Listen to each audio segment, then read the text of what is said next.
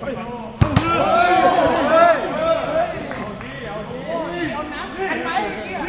ั้งใจอัดตุ้นนี่นะ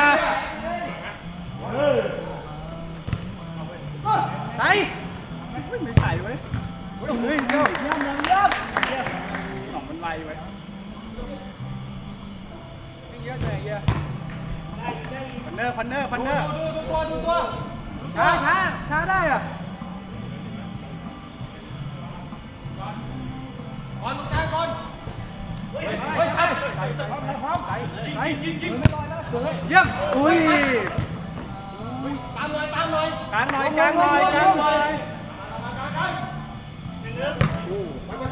เขาสูงดีจุดได้ยี่ขวาได้ดิเอ้า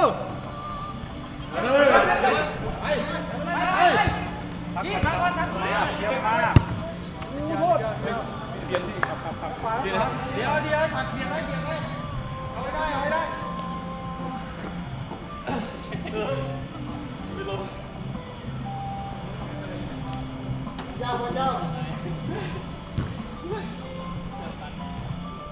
ห็นไหมระวังเตยไม่ต้องเข้าเยอะซ้ายว่างเดี๋ยวทางดิเวลาทิ้งนะครับใกล้เลย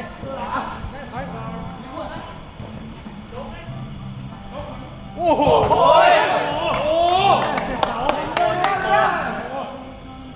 าไปโดนเสานอกอ่ะเต๋อซ้ายอ่ะหลุดตลอดเลยอ่ะชัดขยับเข้าถึงเลยอย่ายื่นขาชัดเข้าไปทั้งตัวเลยไม่ต้องยืดคนเดียวอ่ะเราให้เต๋อวิ่งอ่ะตามตกแต้มมาแล้ว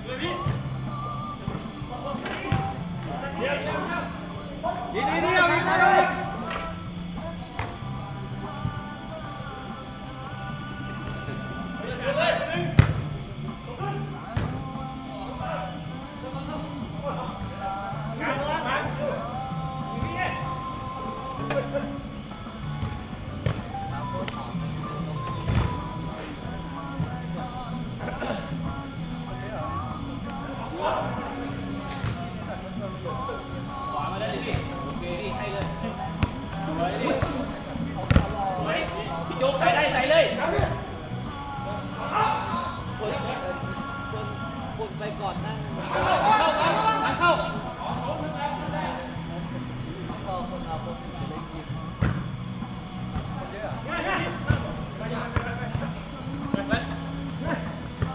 สวยไปเอง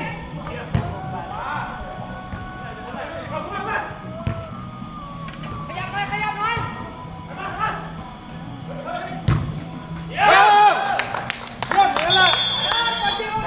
สวยครับสวยอย่างนั้นแหละครับผมเล่นยังไงพี่โอ้ยมาได้จริงดีวะ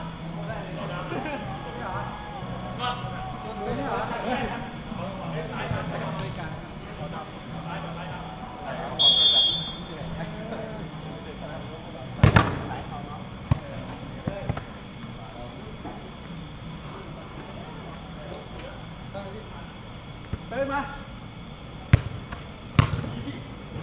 ขวาดิสบายลูกเดียวเอาให้ยับเล่น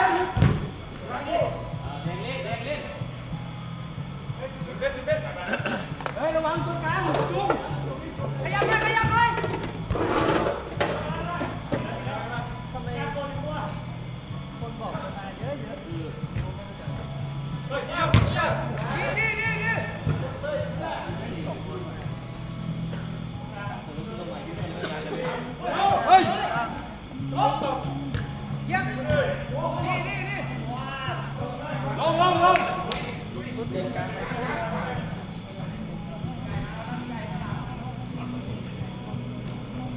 ตัดแล้วได้เลยตัดแล้วเอาได้ก็มีไปแล้ว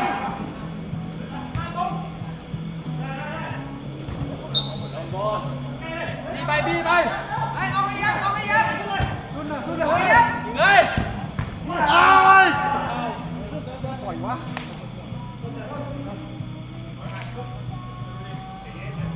เลยไกลสุดเลยที่ไหนมาขยับหน่อยเนี่ยตามต้นยิงเข้าไปไป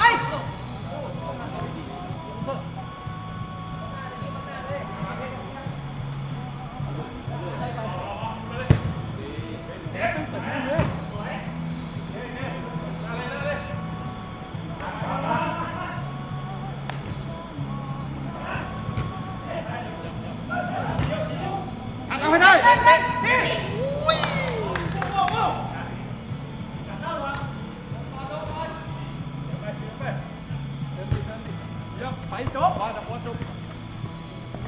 นั่นแหละเยี่ยมลูกการกันเดี๋ยวนี้พอได้ไปเลยขวาดิไม่จะบอกมึงเดินมาแล้วไปรอเจอพี่นี่แหละ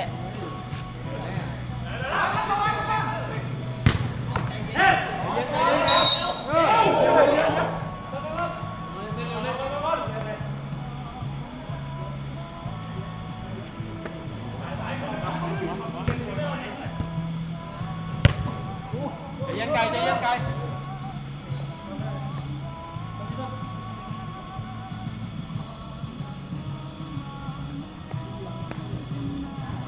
ดันมาปุ๊บดันมาปล่อยนั่นไปดันไปเลยเก่งมากเก่งไกลมาพี่เอาไม่ได้ไปไหมเปล่านะขัดไปเลยในกรอบเลยน่ากลัวเลยบังบอลไหมเข้าไปในกรอบเลยจับเข้าไปในกรอบเลยเข้าไปข้างในเลยแ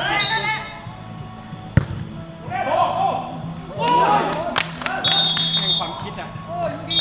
ความคิดแม่งโอเวอร์ขึ้นอีกอะไรของมึง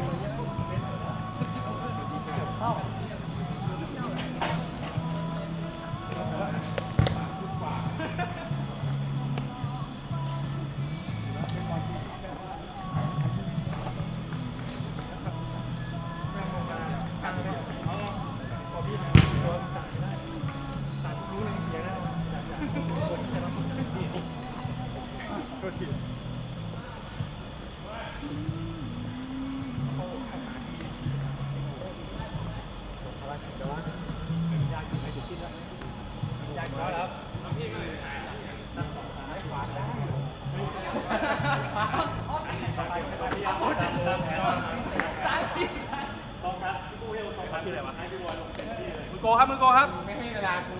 เปิดขอบคุณนะครับยืดเส้นยืดสายของอะไรให้โยกเดี๋ยวชนะก่อนดิเฮ้ย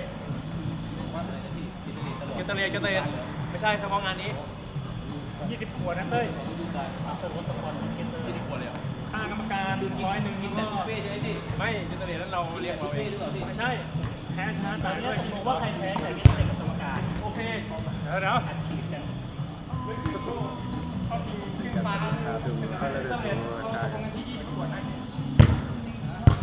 ผมว่าเดินมาไม่ถึงไ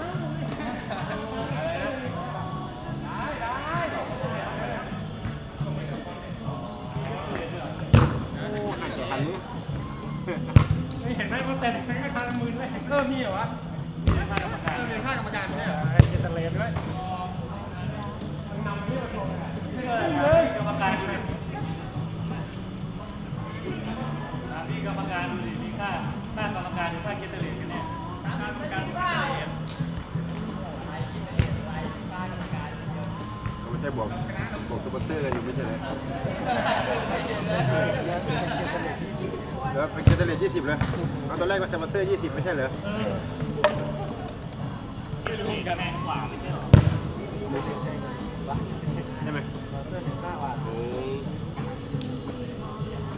สปอนเซอร์นี่300คนจุดสีอยู่แล้วจะเหลือที่500นี้อันนี้จะได้เปรียบหน่อยคนเยอะน้อยเปลี่ยนกับเป็นตัวน้อยไม่ทันทีมีต่างหากเรียกเลยครับเรียกได้เลยได้ไม่เสียเวลาเอาเลยอ่ะ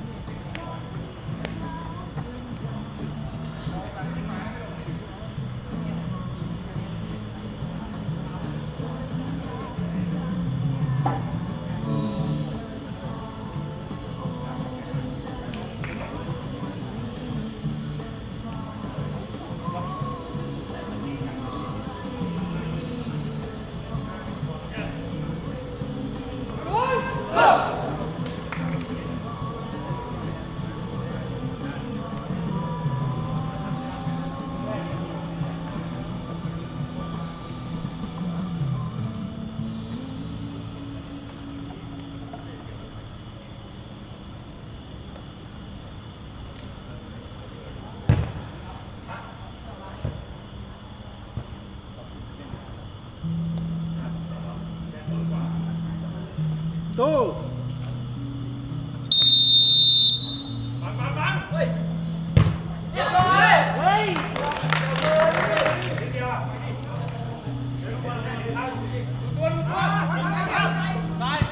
โอ้โห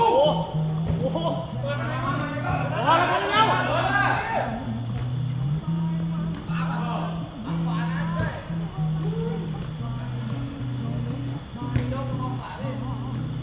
เฮ้ยหน้าโปนนึง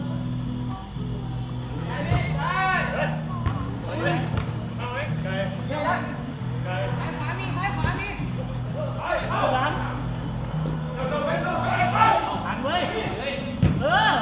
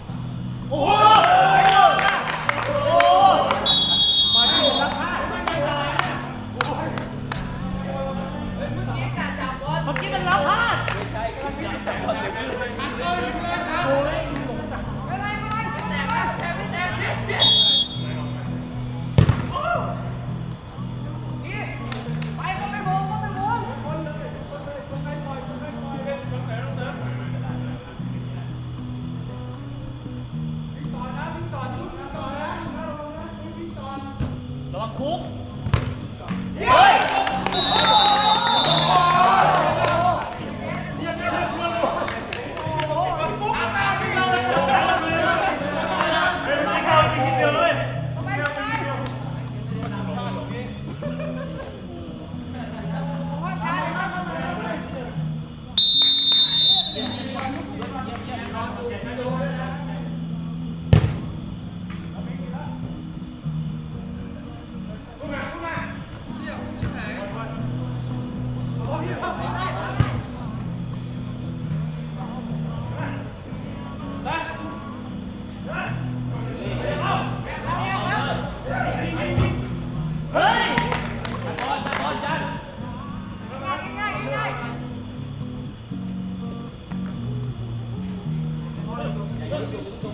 เฮ้ย โอ้ระวัง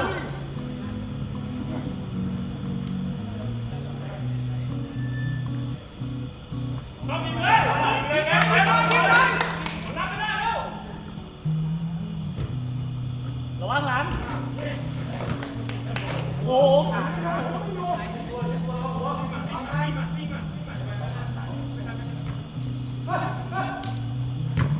เบ็นโอ้โหเฮ้ยลงนี่ เอาไม่ได้ทัด สวย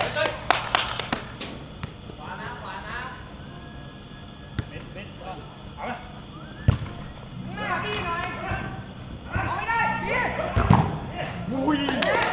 นั่นแหละเรื่องทัด ระวังตัวช้าหน่อย กระโดด พัดเอาเลยสวยพี่แมน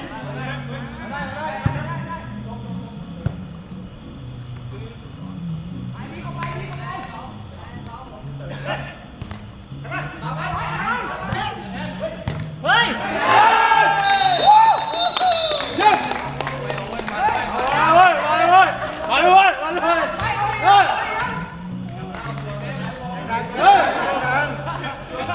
บอกแล้วไม่มีอะไรประตูอ่ะ